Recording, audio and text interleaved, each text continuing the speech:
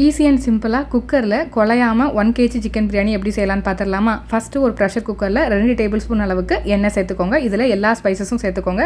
ஒரு 3 table spoon அளவுக்கு நெய் சேர்த்துட்டு நல்லா இந்த மாதிரி வதக்கி விட்டுக்கோங்க. இது கூடவே 2 கைப்பிடி அளவுக்கு பெரிய வெங்காயம் இல்லை ஒரு 3 பெரிய வெங்காயம் சேர்த்துக்கோங்க, கரெக்டாக இருக்கும். கொஞ்சமாக உப்பு சேர்த்து நல்லா வதக்கிக்கோங்க. இது கூடவே 4 பச்சை மிளகா, 2 டேபிள் ஸ்பூன் அளவுக்கு இஞ்சி பூண்டு விழுது சேர்த்து நல்லா வதக்கி விட்டுக்கோங்க. இது கூடவே 2 மீடியம் சைஸ் தக்காளியை அரைச்சி சேர்த்துக்கோங்க. இது நல்லா வதங்கி வரும்போது 1/4 டீஸ்பூன் அளவுக்கு மஞ்சத்தூள், 3 டீஸ்பூன் அளவுக்கு காஷ்மீரி மிளகாத்தூள், கல்லுப்பு சேர்த்து நல்லா வதக்குங்க. நார்மல் மிளகாத்தூள் சேர்க்குறதா இருந்தால் கொஞ்சம் கம்மியாக சேர்த்துக்கோங்க.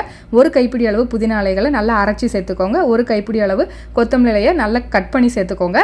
இது கூடவே 1 கிலோ சிக்கன், ஒரு குழிக்கரண்டி அளவுக்கு தயிர் சேர்த்துட்டு நல்லா வதக்கி விடுங்க. நல்ல எண்ணெய் பிரிஞ்சு வரும், அந்த அளவுக்கு நல்லா வதங்கி வரும்போது ஊற வச்சிருக்கிற 2 கப் பாஸ்மதி அரிசி அந்த ஊற வச்சு தண்ணியோடய சேர்த்துக்கோங்க. 3 டீஸ்பூன் அளவுக்கு நெய் ஊற்றிட்டு நல்லா மிக்ஸ் பண்ணிக்கோங்க. 2 கப் பாஸ்மதி அரிசிக்கு 3 கப் அளவு தண்ணி கரெக்டாக இருக்கும். நீங்கள் பிரியாணி செய்ய ஆரம்பிக்கும் போது ஊற வச்சிங்கன்னா கரெக்டாக இருக்கும். இந்த ஸ்டேஜில் உப்பு செக் பண்ணிக்கோங்க. உப்பு கொஞ்சம் தூக்கலாக இருக்கணும்.